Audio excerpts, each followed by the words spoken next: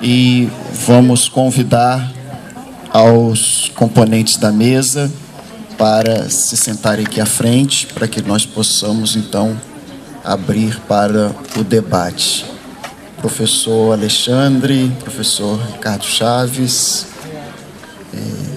a enfermeira Jaqueline, professor Erdi, e gostaria de convidar também, se fosse possível, as usuárias para estarem aqui à frente, junto com a gente. A Ânia e a Fabiola. Bem, eu vou então transferir a palavra ao presidente da mesa, o professor Zugaib, para dar seguimento ao evento. Isso a segunda fase desse fórum, que é a fase de debates. E eu estou consciente de que isso aqui vai pegar fogo, e então, como a minha função é mediar, eu vou evitar ao máximo tomar partido das coisas e eu vou pedir ao máximo a participação dos senhores da plateia. Eu já tenho uma pessoa aqui que já pediu a palavra, Heloísa Lessa. Eu pediria que quem chegar ao microfone se apresente e diga de onde é, por favor. Heloísa, onde você está? Heloísa, por favor. Boa tarde, bom dia, eu sou Heloísa Lessa, sou enfermeira obstetra aqui do Rio de Janeiro, e atuo na área há 32 anos, e tive o prazer de ser convidada no primórdio da perinatal para participar da discussão de como seria a salinha humanizada 30 anos atrás. Então, primeiro dizer que é um avanço incrível a gente estar junto aqui hoje, e uma alegria absurda. Vou tentar ser rápida, muitos pontos foram levantados, e como basicamente, o meu carro-chefe é o parto domiciliar, eu vou ter que falar rapidamente sobre isso, porque a gente foi citada, inclusive de uma maneira um pouco difícil quando a gente fala da questão do tráfico de órgãos. Então, para dizer o seguinte, a prática do parto domiciliar, ela é prevista em lei pelo Conselho, ela está garantida. Eu acabei de, inclusive, vencer um processo que o CREMERGE abriu contra mim, dizendo que eu tinha colocado a vida de uma mãe em risco porque fiz o parto domiciliar. Mãe e bebês ótimos, por sinal. Foi um risco, mas a mãe e o bebê, muito bem. Então, o próprio promotor, o juiz, definiram que eu estou praticando o meu exercício profissional, eu estou dentro da lei, então, e dizer que o COREM, que é o nosso órgão fiscalizador, já está fiscalizando, inclusive, o parto domiciliar. Nós somos cadastradas, a gente é cadastrado na Secretaria Municipal de Saúde, cada DNV que eu pego, eu devolvo, Então, assim, essa não é uma assistência que está sendo feita por fora. Outra coisa que eu acho que é fundamental é a gente falar da segurança. Realmente, segurança é a coisa principal. E quando eu estudei, eu fiz o meu doutorado trabalhando com a opção da mulher, nesse caso, pelo parto domiciliar, para mim foi muito interessante, porque a primeira coisa que surge, essa mulher escolhe o parto em casa pela questão da segurança.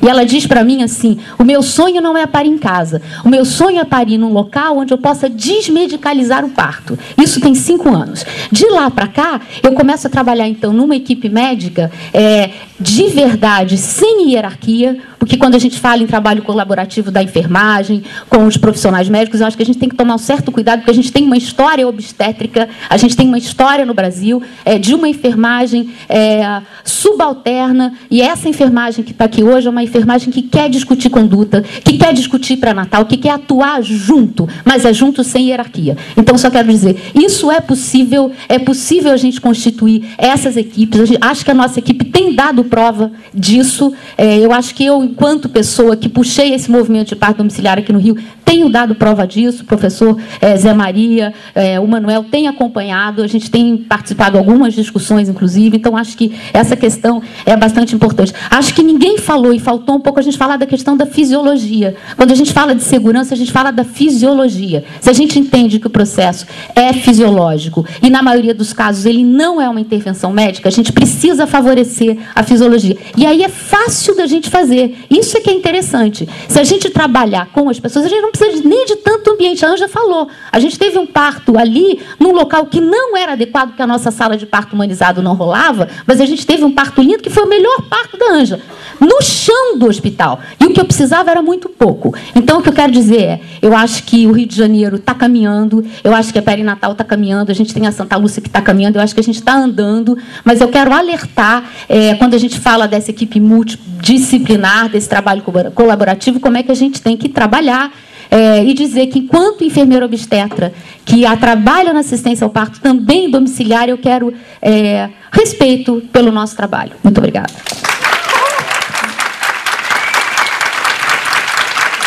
Tá bem, então. Então, mais uma pessoa vai se manifestar, o doutor Antônio Amaro, por favor. Professor Marcelo Burlá, nós vimos pelo slide da doutora Mônica, nos últimos 60 anos, o aumento absurdo de cesáreas. Especificamente em São Paulo, isso coincide com a retirada de maternidades escola. Eu queria saber qual a sua opinião em relação a toda a região sudeste que acompanha esse ritmo crescente de cesáreas. Eu queria, antes de que conte meu tempo, me apresentar como presidente do Conselho Regional de Enfermagem para dizer às enfermeiras que nós estamos aqui presentes e juntos. Cumprimentar a mesa, como professora titular da UFRJ na área de enfermagem obstétrica, queria fazer 3 colocações. A primeira é de que a gente deve ter uma ideologia pela mulher, não pelo corporativismo de ser profissional ou de um ato ou procedimento centrado no profissional, e sim centrado na mulher, na família. Isto é parto humanizado. A segunda questão que eu queria colocar até para estarmos discutindo aqui seria que realmente trabalho em equipe não significa hierarquia de nenhum profissional. É ter um objetivo em comum, que é melhorar a saúde da população, neste caso de saúde da mulher e da família, e que cada legislação do seu exercício profissional cele pelo cumprimento das suas atribuições e pelo seu código de ética, cele pelos princípios que realmente nos encaminham para evitar a imprudência, a negligência e a imperícia. E a terceira colocação, eu queria deixar aqui registrado que é importante que os currículos realmente nós possamos reconhecer que estamos em avanços, não podemos continuar com discursos atrasados, mas também dizer que os hospitais universitários em nada contribuem para a formação deste trabalho ou desta desmedicalização ou deste modelo ou desta transformação do modelo assistencial. Então, nos modelos universitários, na formação do profissional de saúde, leva realmente para o alto risco, leva para as iatrogenias, leva para o ensinamento isolado. Nós não aprendemos em equipe e por isso não sabemos trabalhar em equipe. Essa é a colocação que eu queria fazer e dizer que agora, na presidência do Conselho Regional de Enfermagem, estamos esperando as enfermeiras obstetras se registrarem, porque vão precisar do seu registro para poder fazer valer o seu exercício profissional de forma autônoma. Esse é meu recado para todos. Muito obrigada. Eu vou passar a palavra para 3 ou 4 pessoas aqui que estão na mesa e que já pediram a palavra. Depois eu vou ver se vale a pena fazer isso em blocos, porque parece que a gente esquece a primeira questão e vamos tentar aprender a dinâmica aqui no decorrer do debate. Eu vou passar para o Marcelo Burlá primeiro, por favor. Bem, deixa eu responder por partes. Primeiro, para a Heloísa, para a enfermeira Heloísa, eu acho que até o tom de voz pode ser mais ameno, pode ser mais tranquilo. Eu não concordo que não haja uma hierarquização. Hierarquização não significa domínio, mas a capacidade, o limite que o médico tem para dar assistência é diferente do limite que o enfermeiro tem. Nós não estamos falando em importância, nós não estamos falando em qualidade profissional, mas nós estamos falando em limites a serem atingidos. Eu acredito que quem deva determinar o momento onde vai ser feita uma intervenção é quem vai realizar essa intervenção. Isso não desmerece, isso não diminui o trabalho de nenhuma categoria profissional. Eu vejo, hoje, fiquei muito feliz com a apresentação do colega da Universidade Federal Fluminense, quando ele colocou que é necessário um médico neste processo. Quando nós entramos num site da SGORG, num site da FEBRASGO, num site do CREMERGE, em todos eles está escrito que uma equipe multidisciplinar precisa de um enfermeiro obstetra, um enfermeiro ou enfermeira obstetra. E eu não vejo essa contrapartida, muitas vezes, no discurso de alguns setores radicais da enfermagem. Então, eu acho que a hierarquia não significa diminuição de importância, mas aonde o profissional médico consegue chegar é um limite além.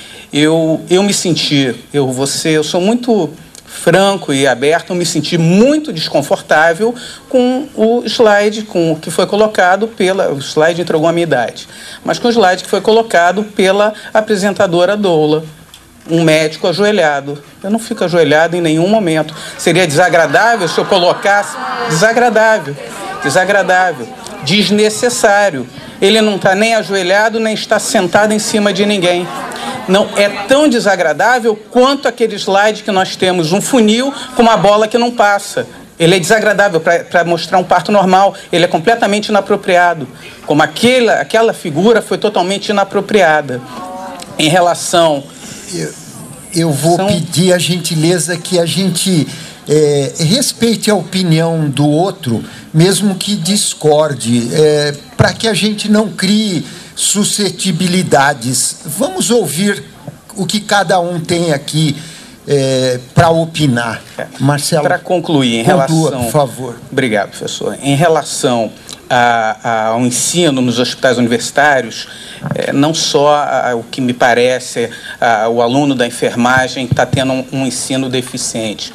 Os hospitais hoje são regulados pelo CISREG, as vagas não nos pertencem na maioria das vezes, o volume das maternidades despencou.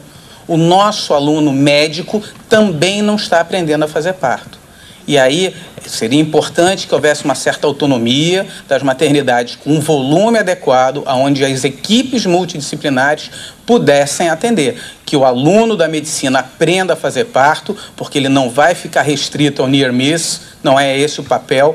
Numa das apresentações que houve, se não me engano, em Fortaleza, eu falei, minha atuação não é só no baixo risco. O meu ofício é acompanhar o parto. É o que me dá prazer, é para o que eu me formei.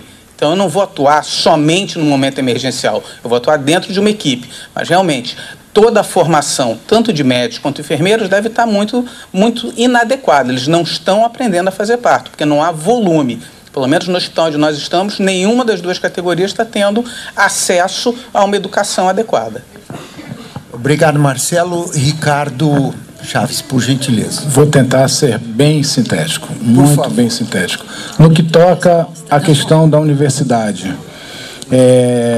eu acho que o esforço que nós estamos fazendo no Hospital Pedro Ernesto já há algum tempo, quando a gente tem uma taxa de cesárea no alto risco menor do que a taxa de cesárea no baixo risco, não mais dito baixo risco, a gente tem que mudar esse termo, o termo correto é risco habitual, a gente revela um posicionamento na assistência ao parto. Então, acho que a gente precisa melhorar. O nosso hospital é um hospital iniciativa da criança, sofre essa...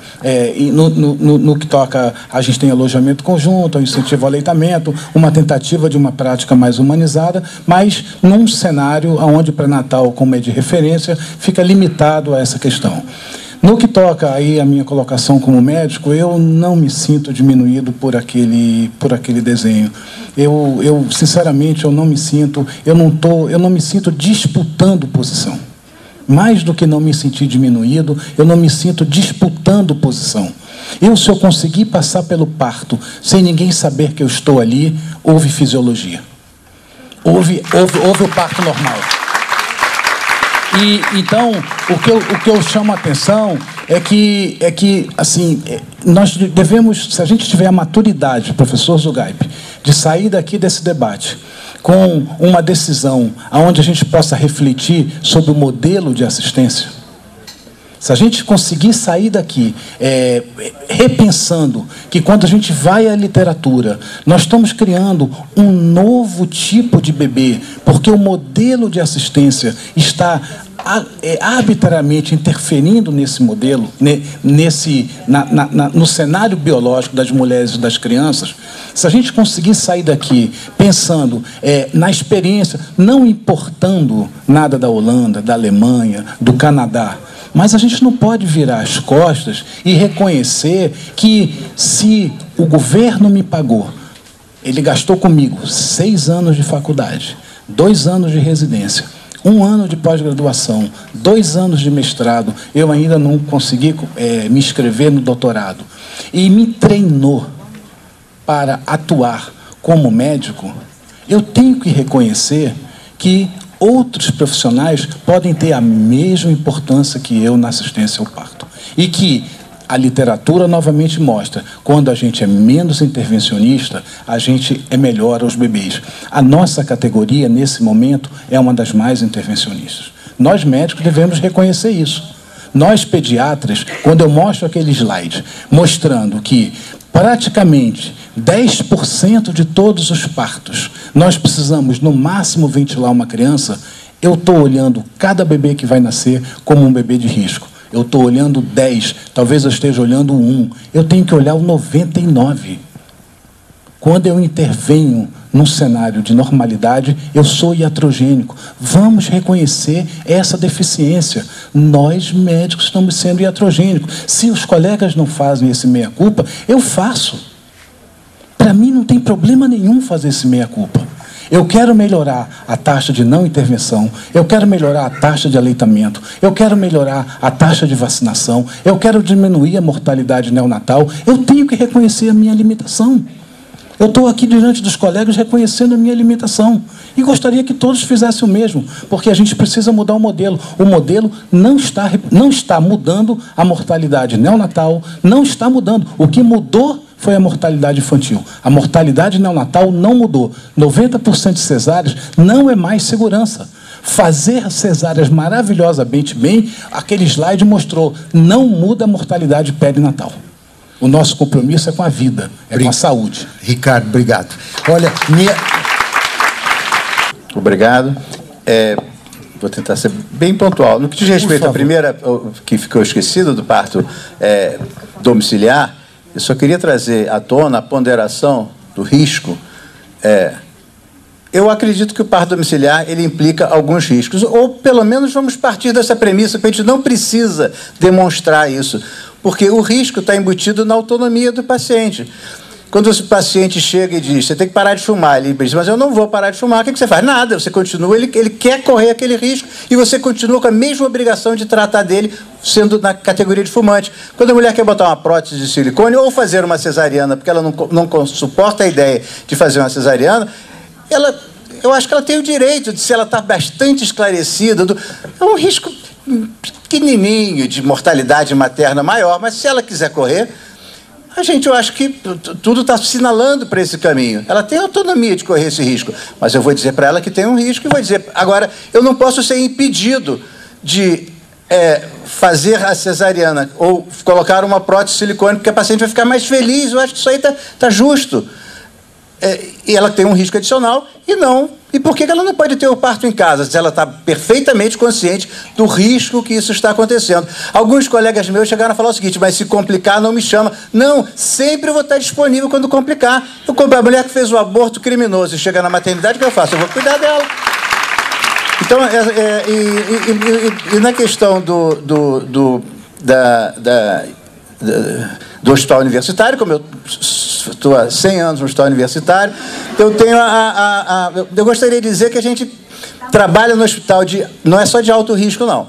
Ele é de altíssimo risco. A gente tem coisas que a gente não tem a menor ideia como trata, é dificílimo, a gente precisa do concurso de todos os outros, e eu acho que não tem muita importância, me desculpe você, a taxa de cesárea que a gente tem, se ela é maior ou menor. O que eu acho que é importante, quando eu falo do hospital universitário, é na formação do aluno, na formação do residente, vou implicar aqui com o Marcelo um pouco. Eu apliquei alguns poucos fósforos de Piper na vida. Todos eles eu tive que me ajoelhar, porque não tinha outro jeito. O jeito dele entrar era me ajoelhando ali no chão. Então, isso daí, eu acho que é... Claro que você está usando isso de uma forma simbólica. Não existe... O cirurgião geral, ele não tem uma hierarquia sobre mim, não. Mas eu vou pedir ajuda a ele. Quando o negócio complicou, tem uma massa lá no reto peritônio, eu digo, olha, eu não sei fazer isso direito, você me ajuda. Estabeleceu-se aqui uma hierarquia? Não. Mas estabeleceu talvez um limite que você pontuou, que a gente deve ter em mente também. Essa ideia que as ações têm determinados limites e devem ser, de algumas formas, nas políticas traçadas com essa questão. Vou encerrar. Obrigado, Muita eu coisa para agradeço falar. muito. Professor, eu vou encerrar aqui um pedido de manifestação da mesa. O professor Erdi, depois a Eleonora e depois a Mônica. Bem concisos para eu abrir uma outra conversa aí.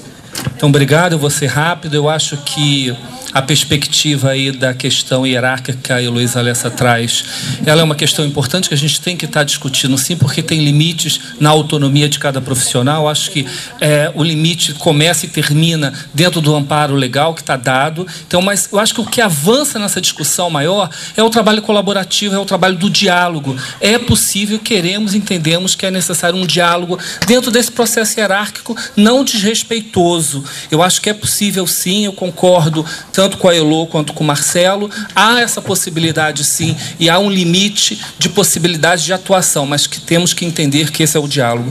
Eu queria falar um pouquinho ali com o doutor Antônio, que eu acho que essa questão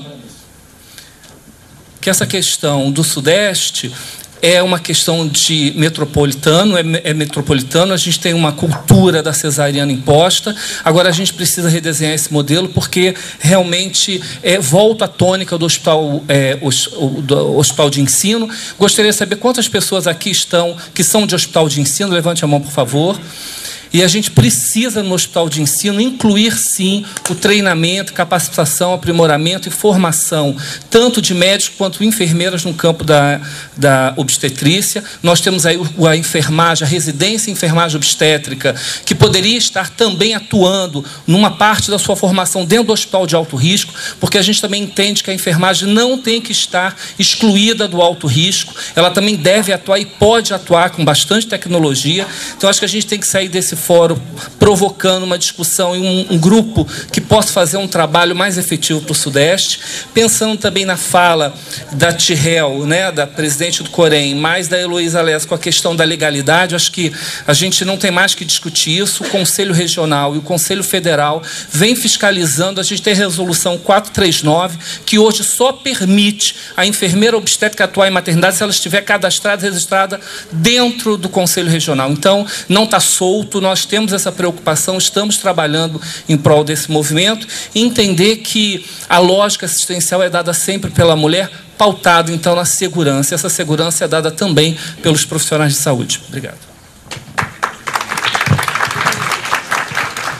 Só o meu direito aqui à réplica, né, pela consideração do doutor, que de forma nenhuma a intenção de colocar aquele slide foi de minimizar a importância do obstetra.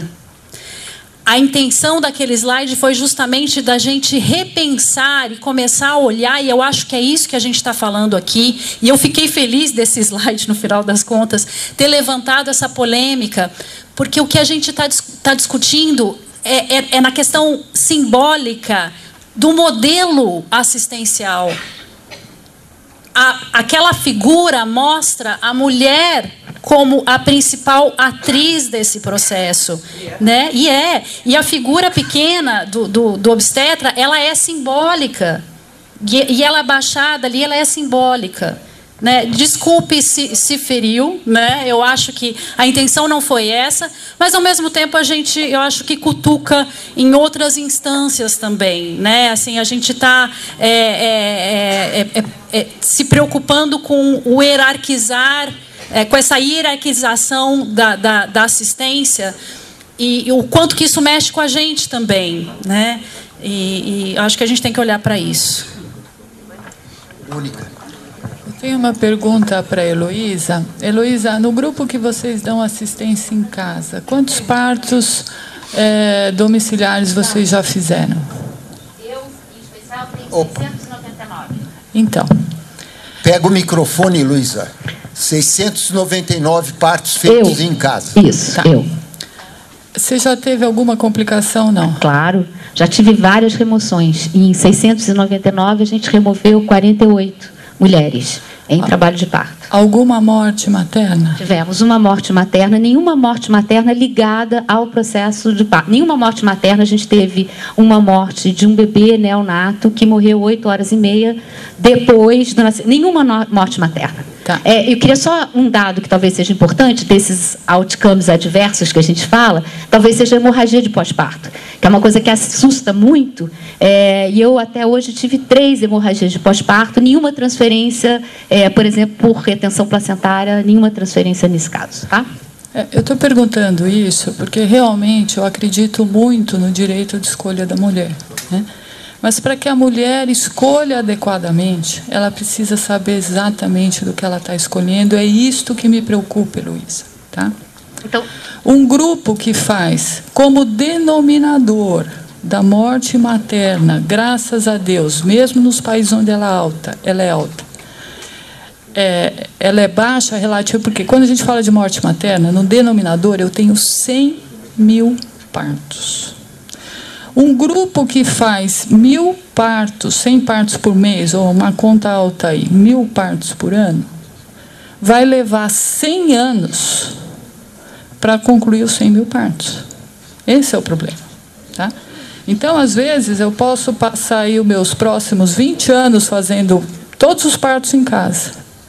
E divulgo isso para uma paciente que é leiga, que isto é seguro.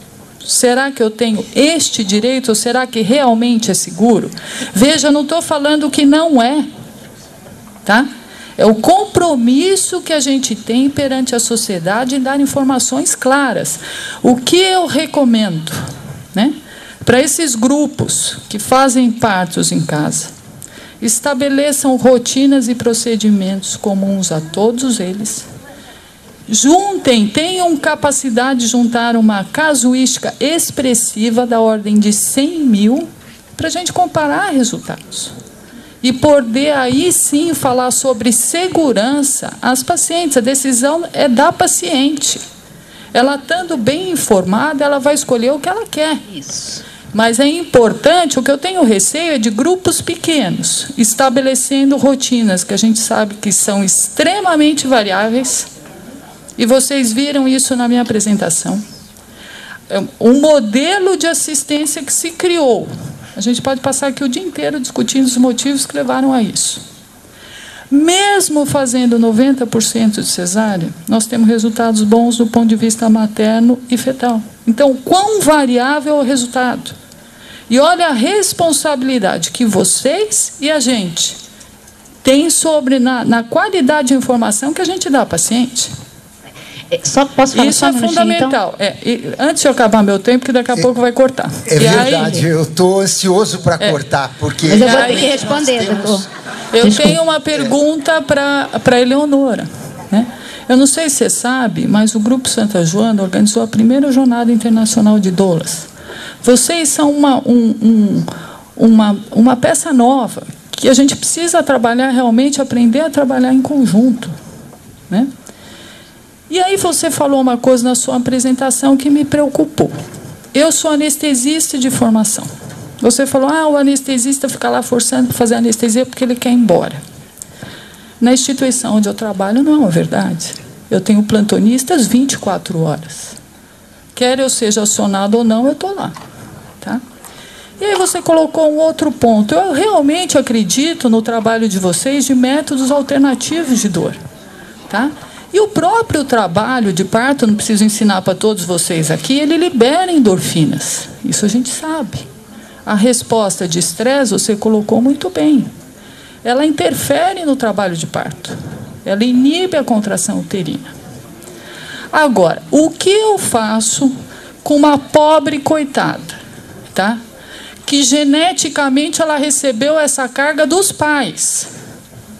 dos avós, que tem um sistema inibitório modulador descendente da dor pouco atuante, né? E que o organismo dela não dá conta de produzir o que ela precisa na coisa de estresse. Você já usou todos os alternativos.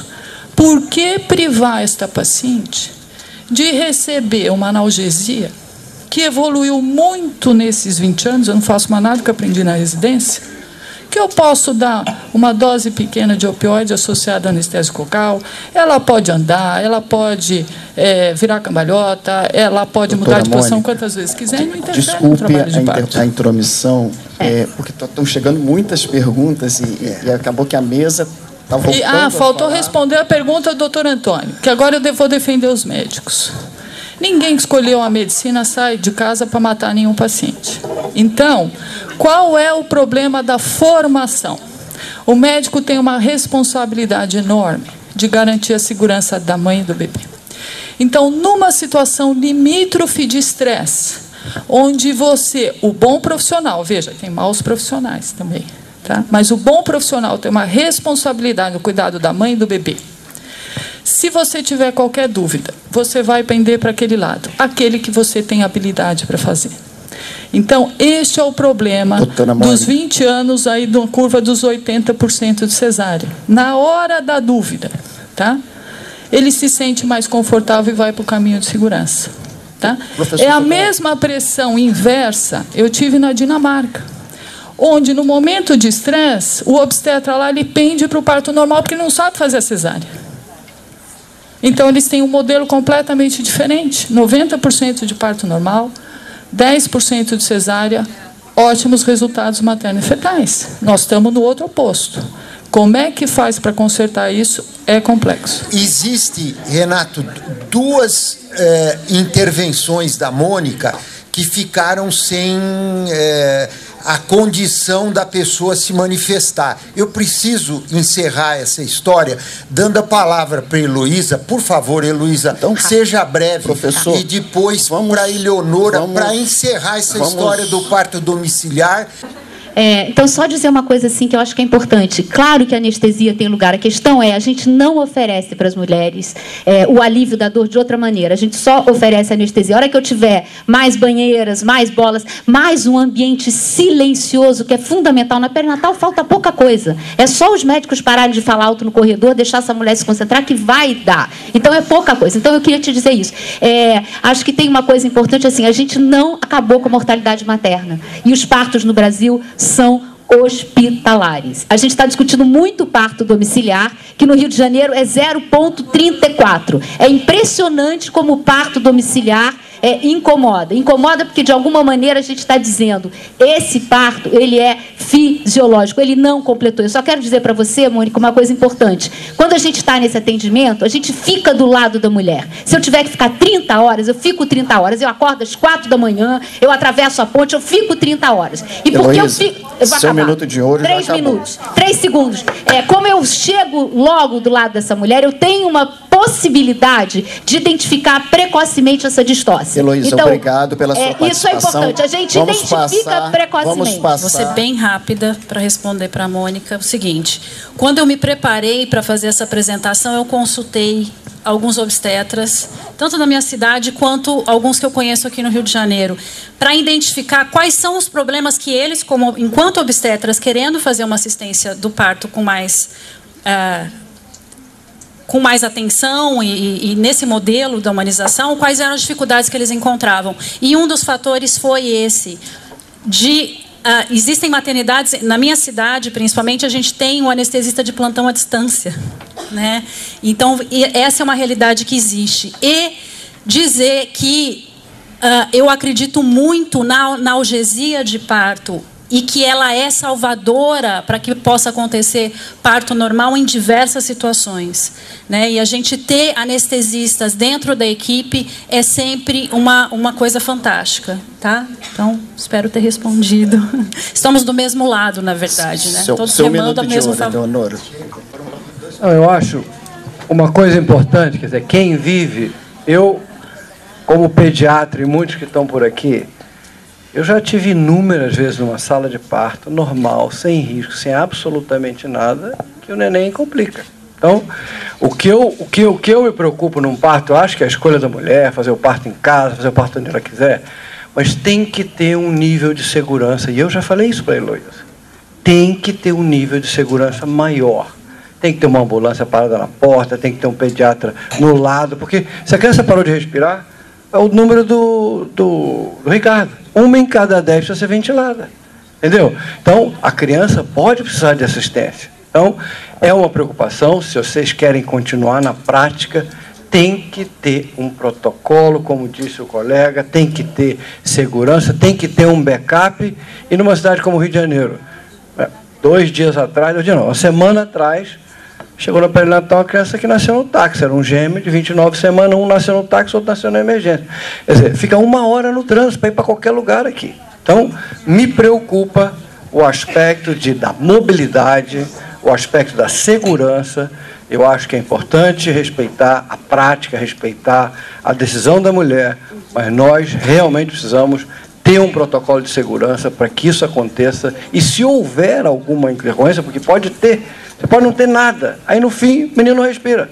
O que aconteceu? Não respirou, tinha um cordão, teve um grau de asfixia não detectado. Então, era a única intervenção que eu queria fazer. Obrigado. Eu tenho uma pergunta aqui que eu acho que é do interesse de todos da plateia, vamos sair um pouco desse foco. A pergunta é sobre qual a posição do CREMERGE, SGORGE e ANS a médicos que na primeira consulta deixam claro que somente atendem a partos cesáreos. Quer falar, Vera? 1 minuto de ouro, Vera. É ético, ponto final. Essa é a minha resposta. Se no primeiro momento você diz, querida, eu só faço cesáreo, você está sendo correto, ético e honesto com a paciente. Faz parte da paciente decidir se vai ficar com você ou se vai procurar outro colega. É ético. Na primeira consulta, tá? Estou seguindo exatamente o questionamento, seguindo sempre a primeira consulta. Não vai dizer isso com 38 semanas, mas na primeira consulta é completamente ético. Do ponto de vista da ANS, a operadora deve garantir a cobertura ao parto. Então, se essa mulher vai numa primeira consulta, é ótimo se esse médico já anuncia isso, porque aquela operadora tem que garantir que a mulher tenha o direito a ter um médico que possa acompanhar o parto normal. Desculpa. Não está isso na normativa que saiu agora. Nessa normativa, mas na lei 9656, que é a lei dos planos de saúde, diz que toda a cobertura deve ser garantida. E a responsabilidade de garantir a cobertura é da operadora de plano de saúde. Então, em última instância, seja por reembolso, seja de que forma for, essa operadora vai ter que se virar para garantir a cobertura do procedimento à mulher. Deixa eu responder se é ético a estatística do colega ser pública. É ético essa pergunta? É ético ele propor, ele abrir a sua estatística? É ético o direito de saber? Só eu queria saber a posição do CREMERGE. Pode sim, pode sim. Desculpa.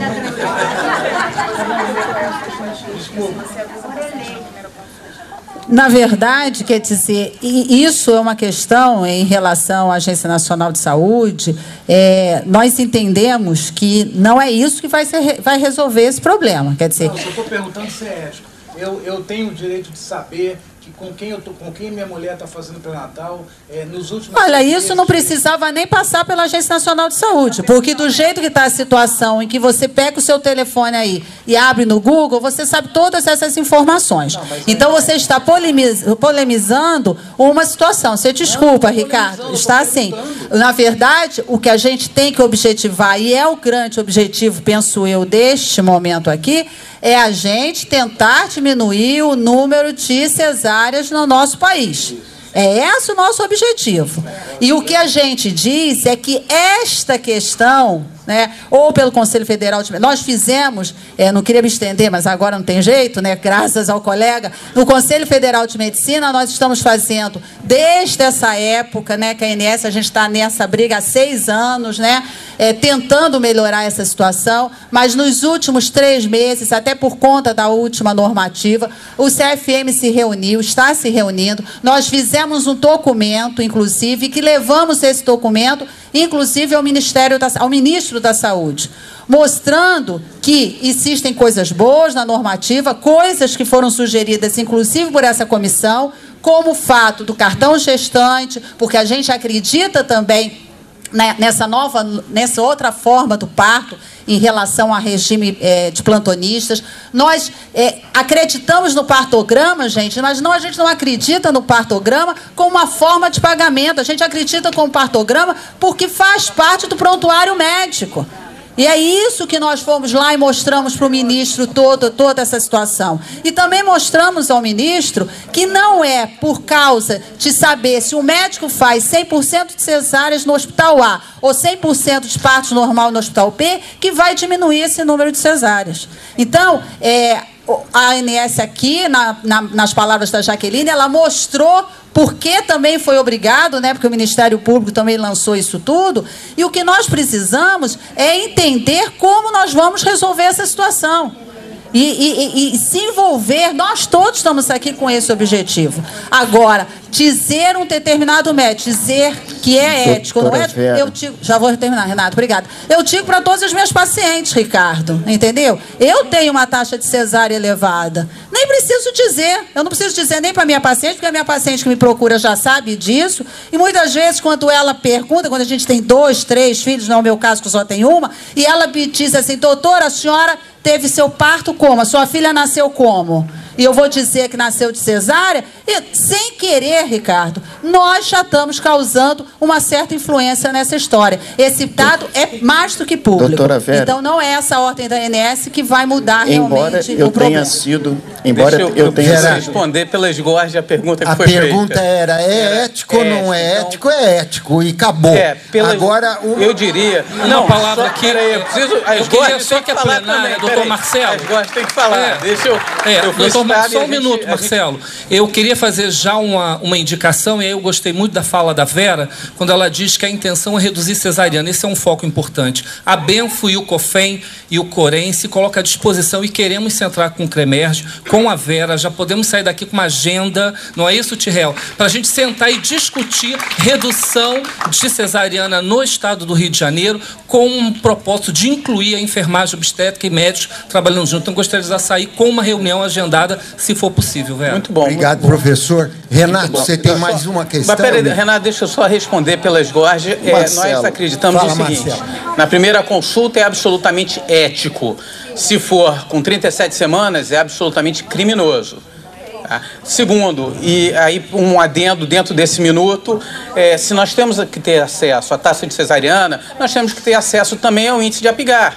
Nós temos que ter acesso também ao número de pacientes transferidos. Vamos evoluir. Vamos evoluir. Saber se a Heloísa trabalha com convênio. Vamos evoluir na discussão. Vamos evoluir na discussão. Eu vou mudar um pouco o foco aqui. O Marcelo disse que é ético saber as taxas e mais alguma coisa ainda. Então é ético que mostre tudo para paciente. Para tirar um pouco de pressão dessa panela, eu tenho aqui 3 perguntas que infelizmente são dirigidas, não sei se felizmente ou infelizmente, ao doutor Manuel, todas mais ou menos no mesmo sentido.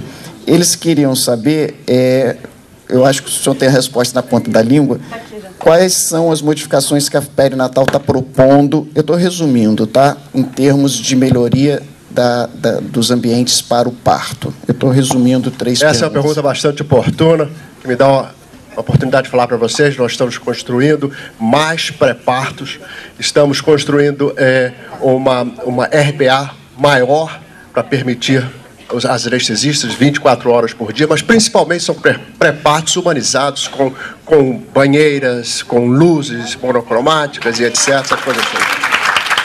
Já está em andamento. Agora, deixa eu só falar uma coisa importante aqui. Que olha só. Isso, eu acho que uma das coisas importantes que eu, pelo menos, apreendi aqui, é que nós precisamos concentrar alguns esforços em treinamento. Essa mudança de modelo de um cara que, de 90% de cesariana, muitos médicos não sabem fazer um parto normal. E nem querem, não se dispõem. E a enfermagem obstétrica no Rio de Janeiro, ela é pequena, vocês sabem disso. A formação de enfermagem obstétrica no Rio de Janeiro é muito pequena. Nós somos contratantes hoje, eu tenho dificuldade de contratar. Entendeu? Enfermeiras, obstétricas bem informadas. Acho que isso tem que ter uma ênfase, tem que ter uma melhoria. Se queremos incorporar a enfermeira nesta função, temos que melhorar muito o treinamento, o número e o treinamento das pessoas que estão em exercício. Obrigado. Renato, tem outra questão? Eu também vou fundir algumas perguntas que elas são direcionadas ao Dr. Marlon. Ela diz respeito à questão do atendimento, muito relacionado, por exemplo, a alguns hospitais, eles exigem que uma assinatura de um termo de compromisso que se o plano de saúde não pagar, a paciente se responsabilizaria não só pela questão hospitalar, como também pela questão médica. E aí, dentro dessa mesma pergunta, uma outra pessoa complementa dizendo se o plano de saúde é obrigado a cobrir procedimentos indicados clinicamente, por exemplo, cesariana eletiva, se eles teriam obrigação de pagar. Eu acho que tudo é mais ou menos a mesma coisa. Quer saber em relação à obrigatoriedade dos planos de saúde em relação aos pagamentos. E quem responde se o plano não pagar? O procurador que vai nos... Com relação à primeira pergunta, é absolutamente ilegal essa exigência. As pessoas assinam o termo, mas não tem nenhuma execuibilidade. Já existe jurisprudência firmada nesse sentido. Com relação ao segundo questionamento, qual foi o segundo questionamento? Qual foi mesmo? Qual foi o segundo questionamento? Sim, de pagar os... Seriam apenas os procedimentos indicados clinicamente, ou indicados pelo médico. E no caso da cesárea eletiva ou a cesárea a pedido não seria, né, na verdade. Então, a gente fica com uma questão que foge um pouco da questão do contrato do plano de saúde. Por quê? O plano de saúde ele é contributivo, né, e solidário.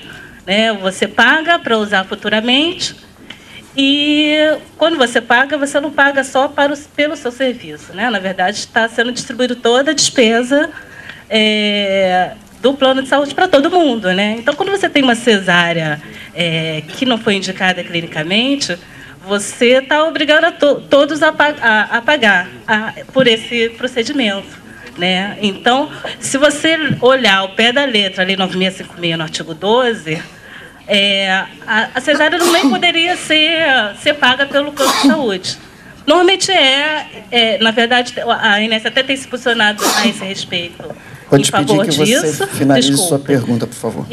Não, eu só queria fazer essa observação, né, que eu acho que ninguém nunca considerou essa situação, né, de que a cesárea eletiva, a cesárea a pedido, ela não foi indicada pelo médico, né? Então, se você olhar o pé da letra 9656, ela não seria obrigatória. Mas se leva em consideração não só esse componente, mas outros componentes, como o aspecto psicológico, que já foi abordado aqui, e a autonomia da escolha de como ter o filho, isso é importante sobre os aspectos legais. Então, tem-se concedido esse pagamento sem nenhum problema. Na verdade, a questão que eu coloco seria justo que todo o sistema pague por essa cesárea? Será que eu não teria que pagar realmente a cesárea por fora? Que, na verdade, o que tem acontecido normalmente é que a mulher, quando quer um parto normal, muitas vezes ela vai no consultório do médico conveniado ao plano de saúde. Isso eu tenho recebido, infelizmente pouca gente faz o registro oficial, que está sendo cobrada uma taxa por fora, né? Até a taxa de disponibilidade. Né? Então, eu acho que a gente tem que pensar também sobre esse ângulo. A ANS também tem tentado soluções e eu acho importante ter esse debate aqui. E eu sinto falta de ter mais representantes de beneficiários para poder falar Vamos então disso. passar a palavra para o Dr. Marlon para concluir Sim, é um debate importante, é uma reflexão importante, mas hoje, na prática, o que acontece é exatamente isso. Leva-se em consideração essa autonomia da vontade da mulher em razão das consequências e as complicações psicológicas que podem se trazer com um parto não desejado da forma com que ela gostaria e da impossibilidade, na maior parte das vezes, econômica de arcar com isso, com custos extras. Bem, Posso, professor?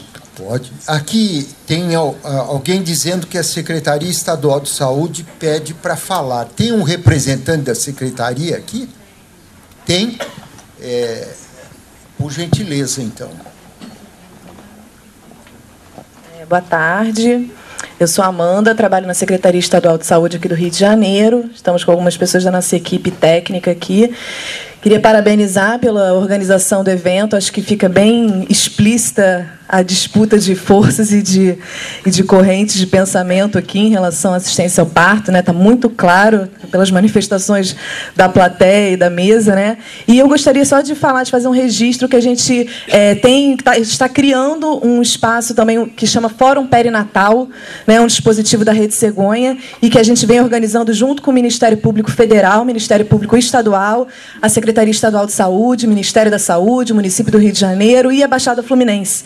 Vai ser um fórum metropolitano, da Metropolitana 1. Então, a gente, ao longo da manhã, foi percebendo assim, nossa, aqui a gente tem tantas pessoas que a gente gostaria de convidar para esse fórum, né, que vai ser um fórum que vai discutir redução da mortalidade materna e neonatal, qualificação das práticas, qualificação da atenção ao parto normal, enfim, as pautas vão ser definidas no fórum, mas a gente gostaria de já deixar aí anunciado que possivelmente está marcado para maio, né, a gente tem feito inúmeras reuniões, porque não é fácil agregar esses atores, né, conselhos de classe, gestores, movimentos sociais, né, movimentos de mulheres, né, vão estar convidados para esse fórum. Então, a gente, com muita alegria, também muito trabalho, está organizando esse fórum que vai ser lançado em maio. E aí a gente vai entrar em contato, vai convidar, né, as pessoas que estão aqui presentes, mas esse é um fórum, para além das representações, aberto à sociedade. Então, queria registrar aqui que mais um fórum vai ser criado sobre esse... Obedecendo a regra do 1 minuto, vamos então passar para mais uma colocação aqui, que é para o doutor Ricardo Chaves, um comentário sobre a questão do bem-estar da mãe, da felicidade da mãe quando do nascimento, o quanto que isso influenciaria para o bebê, né? O que vou tentar usar ela transmite para o bebê. Vou tentar usar o meu minuto de ouro. O que a gente tem lido e tem tentado praticar é o reconhecimento do que a literatura chama da fisiologia do nascimento. A fisiologia do parto, a fisiologia do nascimento, ela é mediada, entre outras coisas, por uma secreção de hormônios que o carro-chefe desse hormônio é a ocitocina. A ocitocina é um hormônio que nós conhecemos originalmente como mediador, inclusive, da indução do parto. Nós temos uma experiência muito grande no uso da ocitocina sintética e pouco conhecemos a ação da ocitocina natural, produzida pela mãe. A ocitocina hoje, a literatura chama, inclusive, como o hormônio do amor. Ela é capaz de diminuir a agressividade, ela é capaz de melhorar as relações, ela é sintetizada, inclusive, nas relações humanas. Então, durante o trabalho de parto, se a ambiência favorece a secreção da ocitocina, esse bem-estar materno facilita a evolução do parto. O que é essa ambiência?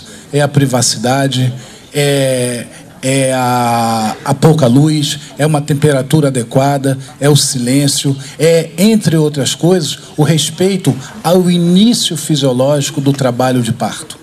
Então, isso, a literatura tem mostrado que isso é francamente favorável a um bom nascimento. A literatura tem mostrado que quando ocorre a síntese desses hormônios, a taxa de intervenção é muito baixa, o apigar é muito alto, a maturidade está presente, o aleitamento ocorre, o vínculo mãe-bebê é muito mais garantido e, consequentemente, a maternidade se realiza conforme... Nós já estamos indo para o apigar do 5º minuto.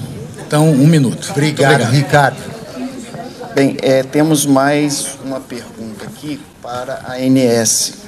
Por que alguns planos de saúde não pagam ao médico o procedimento de acompanhamento do trabalho de parto? E a quem reclamar? Esse procedimento de acompanhamento do trabalho de parto seria a taxa de disponibilidade. Eu estou em... Não. Ah, sim. A hora do trabalho de parto está prevista no rol de procedimento. Então, assim, alguns esclarecimentos. A ANS é a agência reguladora de planos de saúde. A ANS não contrata serviço, nem profissional, não paga serviço. A ANS prevê a cobertura mínima obrigatória que deve ser coberta pelos planos. Essa cobertura mínima obrigatória está prevista no rol de procedimentos e eventos de saúde da ANS. Lá no rol nós temos a previsão de parto normal, cesariana e acompanhamento do trabalho de parto. Isso já está lá desde 2008, né, Vera? Antes e se... Calma, gente, calma. Então, essa é a cobertura obrigatória prevista. Caso uma operadora não cubra o procedimento, isso é passível de denúncia por negativa de cobertura. Para cada denúncia dessa, é passível uma multa de R$80 mil para cada uma denúncia. Então, o que a agência pode atuar é nisso, apurando as denúncias. Se chegarem demandas para a gente, nós iremos atuar e vamos poder multar as operadoras caso esteja identificada alguma irregularidade. Mas o acompanhamento do trabalho de parto está previsto no rol de procedimentos. Bem, professor, só uma informação. Na realidade, o nosso tempo estaria esgotado, era isso que a gente estava conversando aqui com o Dr. Manuel. Nós conseguimos no hotel mais 10 minutos, então nós teremos mais 10 minutos e teremos a obrigatoriedade de encerrar. Tá ótimo. Tem uma pergunta que eu gostaria de evitá-la, mas eu estou aqui só... reproduzir. Se quiser, eu leio a pergunta. Eu não gosto de evitar coisas algumas. Por favor. Porque é uma questão provocativa que não era o escopo do fórum. Devido ao grande número de falas condenando o ato médico, dizendo que fazemos tudo com pressa, gostaria de saber quanto custa o trabalho domiciliar da doula e da enfermeira obstétrica. Eu vou facultar essa pergunta à mesa, tá? Não à plateia. Eu vou ser mais direto assim. Eu posso perguntar para a Heloísa, se ela quiser responder, quanto ao parto domiciliar. E perguntar a Eleonora quanto eu, como médico, não teria nenhuma vergonha de dizer quanto... Professor, não está englobando ao parto domiciliar. Não? Não, está englobando o auxílio domiciliar da doula. E a segunda pergunta é quanto custa a enfermeira obstétrica. Portanto, eu acho que a gente tem... Então, temos aqui os dois representantes. E a Eleonora. Começamos pela Eleonora. O trabalho da doula, ele começa durante a gestação de um modo geral, ele tem um trabalho de acompanhamento na gestação, o acompanhamento do parto, e a doula é esse suporte contínuo desde o início do trabalho de parto, então inclusive na fase latente muitas vezes, para chegar na maternidade na fase ativa, e também no pós-parto. Então esse valor vai variar muito dependendo do número de encontros, mas a exorbitância desse valor, e eu estou falando da realidade de Ribeirão Preto, estado de São Paulo, que eu tenho maior conhecimento, varia entre R$400 a R$2.500. É isso. Em relação à enfermagem obstétrica, Heloísa Lessa, posso abrir a palavra para você, por favor? Por favor, Heloísa. Meio minuto, prometo. Vamos lá. Verdade. Primeira coisa que surpreende um pouco a gente só perguntar do valor da enfermeira obstetra e da doula. A gente podia perguntar também dos obstetras, dos anestesistas. Uma coisa que... só queria dizer uma coisa que é importante, é o seguinte... o preço é uma coisa que é negociável em função, inclusive, da possibilidade dessa mulher. Agora, uma coisa que talvez vocês não saibam é que, por exemplo, eu, quando acompanho parto, eu só posso acompanhar de 6 a 7 partos por mês. Eu não tenho nenhuma condição de pegar mais clientes. Então, isso talvez seja uma coisa importante de saber. O preço está incluído o nível de horas de dedicação. A gente não pode pegar muita cliente. Porque tem parto que a gente fica 30 horas, tem parto que a gente fica 5 horas. Então, uma média de valor do trabalho, do acompanhamento de uma enfermeira obstétrica hoje é entre R$2.000 e R$3.500. Muito obrigado. Muito obrigado. Por tudo, ficou claro. São 3 a 4 visitas domiciliares de pós-parto que a enfermagem faz. Perfeito. Não, está muito claro e acho que esclareceu a todos nós. É isso que interessa. Não vamos ficar com preconceitos, suscetibilidades. Não há nada aqui de errado. Nós só queremos interagir, um saber o que o outro faz, para que a gente trabalhe realmente em conjunto, em prol da paciente, que é o que interessa. Heloísa. Mas assim, claro que a gente está do mesmo lado, mas só eu aqui fui ameaçada judicialmente, então só para dizer que a emoção às vezes vem, porque é difícil trabalhar no cenário onde a gente aparentemente... E eu te entendo, eu estou te citando nominalmente toda hora porque eu te quero pertinho de mim, deu para entender, né? É isso aí. Professor, tem uma outra pergunta aqui. A presidente do COFEM gostaria de fazer uma manifestação, Renato. Do Corém. Do Corém, perdão. Do Corém. Eu gostaria de fazer uma declaração nesta discussão para dizer o seguinte: nós não estamos aqui para declarar guerra, e sim para obter uma paz. Trabalhar pela melhoria da saúde das mulheres, trabalhar por uma equipe interdisciplinar que, infelizmente, por causa da precária distribuição dos profissionais, só temos interdisciplinariedade médico e enfermeiro. E eu duvido, mesmo no meu portunhol, de que um médico desrespeite a competência de uma enfermeira e vice-versa. Porque a enfermeira se garante com sua competência legal, ética e requerida pela sociedade. Então, nesse sentido, eu acho que aqui não estamos para tratar nem confrontar-nos entre médicos e enfermeiros, seja qual for a especialidade. Aqui somos profissionais da área da saúde para a melhoria da mulher no nascimento e no parto. Isso é que somos aqui. E eu queria declarar, em nome do Conselho Regional de Enfermagem, que a fiscalização da enfermagem se faz na rede pública e privada, requerida pela clientela. E assim como todo profissional, em toda profissão liberal e autônoma, ela tem um preço. E esse preço é definido por resolução do Conselho Federal de Enfermagem. Não é definido por nós. Que a senhora então, conclua o raciocínio, eu vou concluir dizendo o seguinte: nós estamos aqui para trabalhar pela mulher. O modelo de assistência tem que ser centrado na mulher e saber o que cada profissional vai dar para ela, para o seu bem-estar. E finalizando, eu quero dizer que minha nora teve meu neto lá com o Dr. Manuel na perinatal, foi lindo, e queria fazer uma provocação ao senhor, que sempre trabalhou conosco, com as enfermeiras Ana Neri, lá no IFF, era de que possamos fazer na perinatal um núcleo piloto para treinamento de enfermeiros. Esse é meu pedido para o professor Manuel. Muito obrigado, professora. Renato, já terminou o tempo ou não? Professor, tem duas questões aqui. Tem uma pergunta que chegou a mim que eu não consegui entender muito bem, e a pessoa que a fez, doutora Bernadette, gostaria de refazê-la, eu acho. Então vamos permitir a Bernadette que o faça agora, de viva voz aí. Bom dia ainda, boa tarde já perdi noção da hora. Meu nome é Bernadette, sou do Rio de Janeiro, porém tive a oportunidade de ficar 15 anos fora do Rio de Janeiro, participando de processos de mudança na assistência obstétricas em alguns municípios no estado de São Paulo. E com essa situação que eu vivi, eu aprendi muito com as mulheres, muito com as enfermeiras obstétricas, porque em São Paulo a situação é muito diferente daqui do Rio. Nós estamos em cima dos 10 minutos, por favor, conclua. Tá, eu vou concluir. E eu acredito muito que o parto é que tem que ser valorizado. Essa discussão, essa briga tem que acabar. Nós temos que valorizar o parto hospitalar, valorizar o papel da enfermeira obstétrica, da obstetriz, para depois a gente partir para outras ações. Isso eu acredito. E a pergunta é uma pergunta sobre ética, sobre procedimento médico a pedido.